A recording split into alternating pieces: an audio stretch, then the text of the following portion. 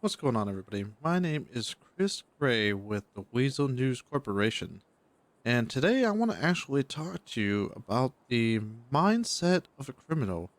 Recently, we had a jewelry robbery here at this particular jewelry store that we actually got footage from three of the different cameras here. And so I was going over that footage and I thought, what would be good, but maybe get the idea of what goes on in the mind of a criminal when pulling off such a heist.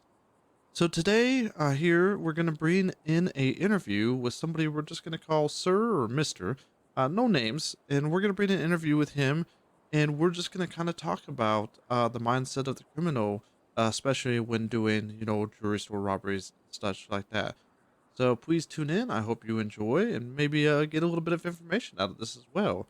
I will tell you right now, Weasel does not condone criminal activity, so just keep that in mind. Set that we're just doing this as more of informational, so you guys can see what it might be in the mind of a criminal. Thank you for tuning in, and hope you enjoy the interview. All right, everybody. I am here with Mister.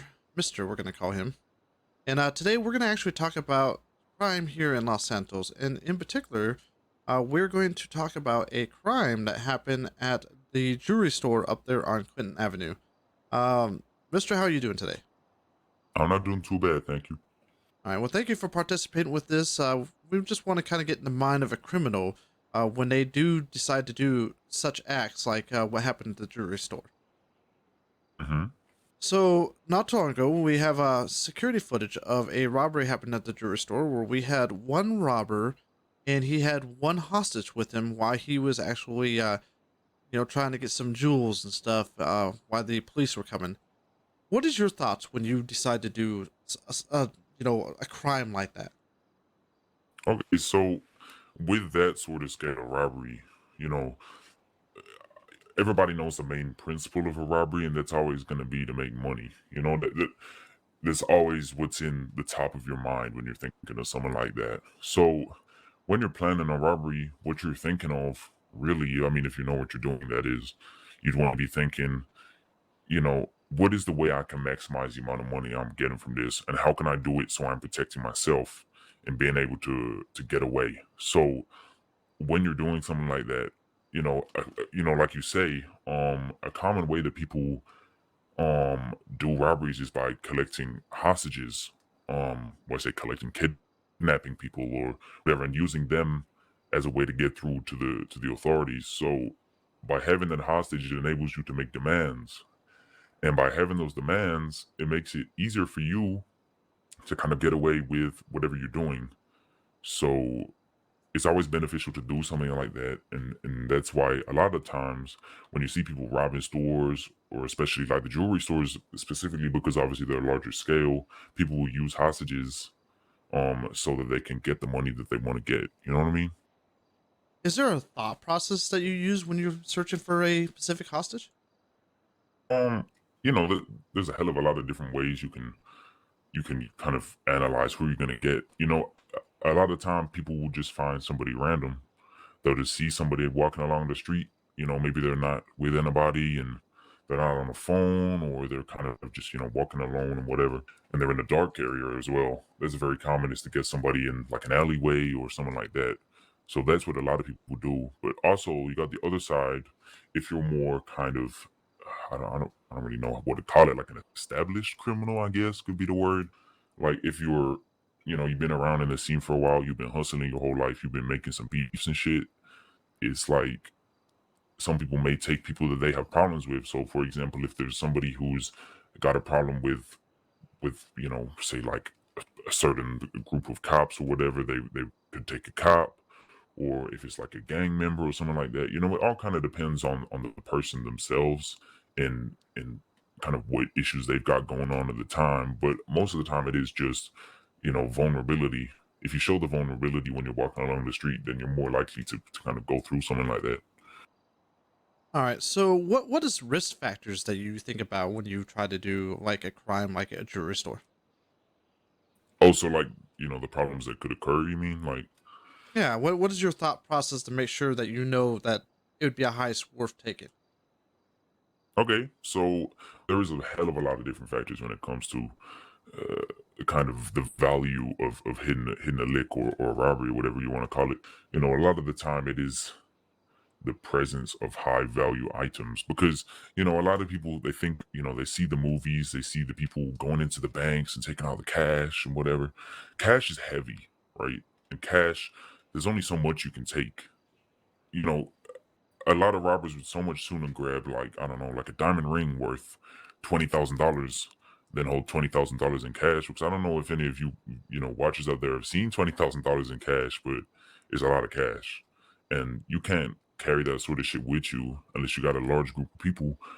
And, if you're hitting a smaller lick, you don't really want to have loads of people with you. So a lot of the time it is just you know, looking and finding smaller items that are worth more money. So that's why jewelry, especially, is so common at the moment for people to be at jewelry stores, is because it's worth a lot of money and it's small and you can take lots of it.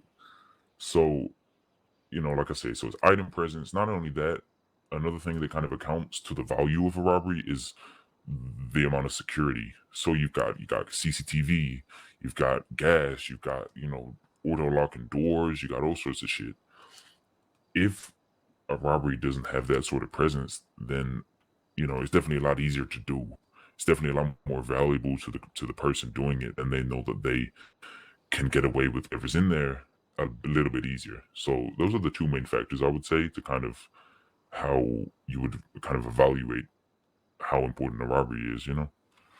Definitely understand. Well, as you see in this footage that I have, this gentleman, he had one hostage with him, and he went ahead and robbed the jewelry store up there on Clinton Avenue.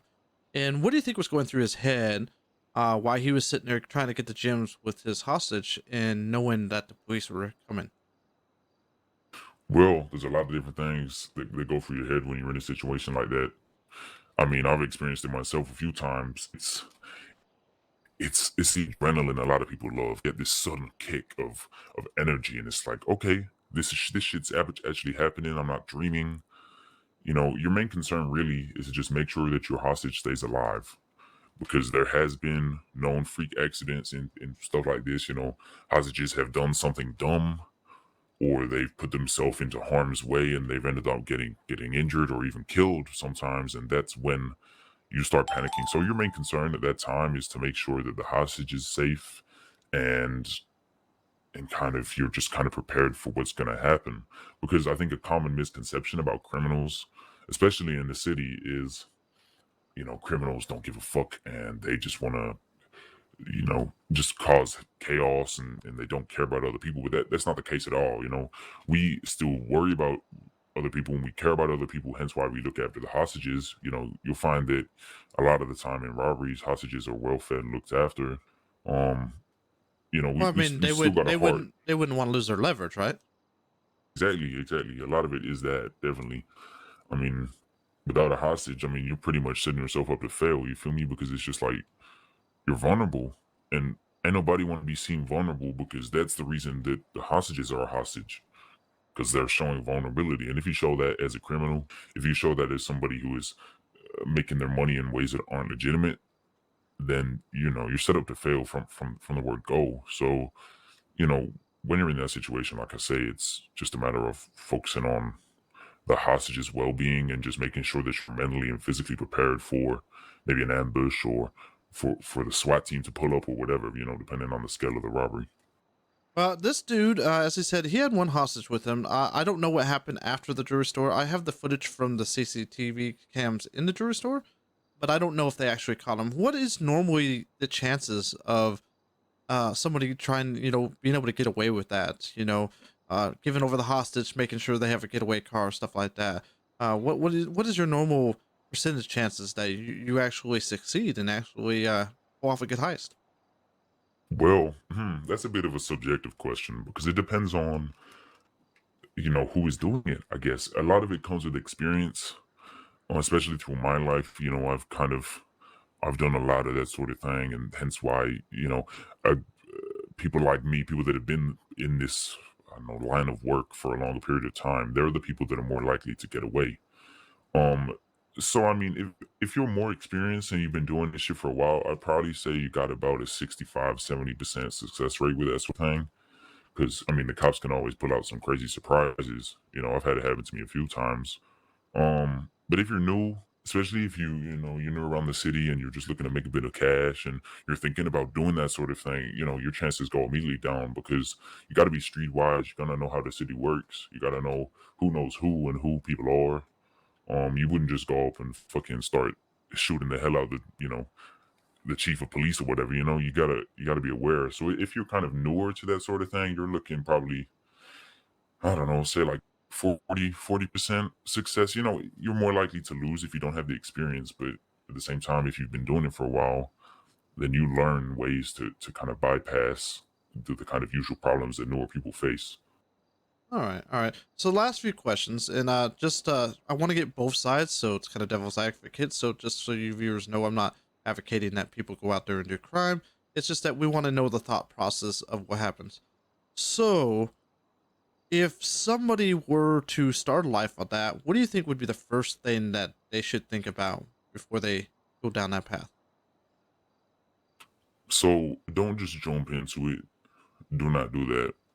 I've seen many people trying to kind of turn themselves into this crazy pin, and they do some dumb stuff, like they'll just start, you know, mocking the biggest gangs and finding the most successful criminals and trying to take them out and whatever. You don't want to do that. If you're starting up in the criminal world, you want to do something, you find a niche, you find a gap in the market. This applies to anything business, but it also applies in the criminal world. I don't think people understand sometimes that doing this sort of thing requires a hell of a lot of professionalism and planning. You've still got to, you still got to do everything that a normal business would. So you want to find gaps in the market. You want to find a demand for something, say, whether it be pharmaceutical products, whether it be, I don't know, jewelry or whatever, somebody that wants something. And then you use that to your advantage and you work on that. Because by doing it small time and just like, say somebody wants pharmaceuticals and you manage to grow yourself a few plants of weed or whatever, and you start just selling that, then you're pretty much good to go. You don't want to just come into the city, want to do it, and just go fucking rob a bank. That's not how it works. It doesn't work here. It doesn't even work in the film, so I don't even know why you would try it here. But it's always small scale work with small scale criminals, and then you kind of gradually build it up until you're kind of doing loads of bigger scale things, and eventually you will get there if things go to plan. So really it's just about, if you're new to it and you want to know what to do, just make your connections, meet people, get to know them, work out what they want. Don't just go spilling all your information to people, but work out who people are and who you could use to your advantage.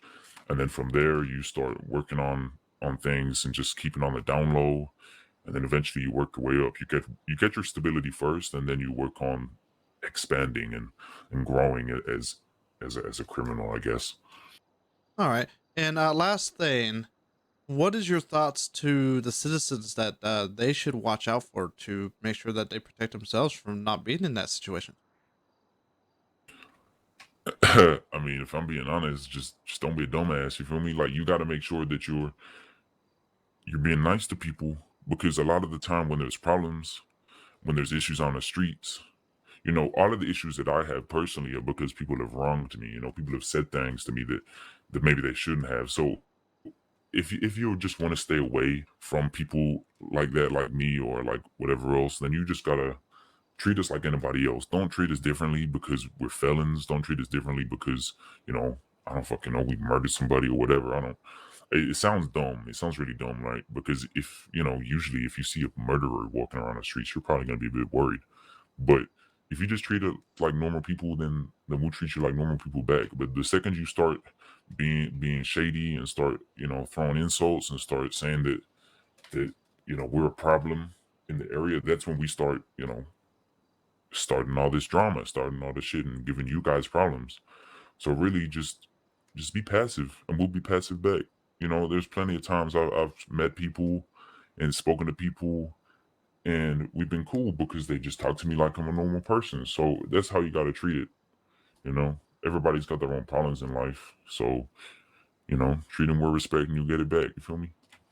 All right. Well, thank you. I definitely appreciate you giving your time to us today, Mister. And I hopefully that the viewers at home can maybe get a little bit of insight of what goes on to in the mind of a criminal. Thank you again, and I appreciate you coming on the air with me. I appreciate it. Take care. All right, everybody. I hope you enjoyed that little interview that we had for you, and that you will stay tuned to maybe more parts of a series going inside the mind of the criminal. My name is Chris Gray. I appreciate you, Los Santos, and have a good day.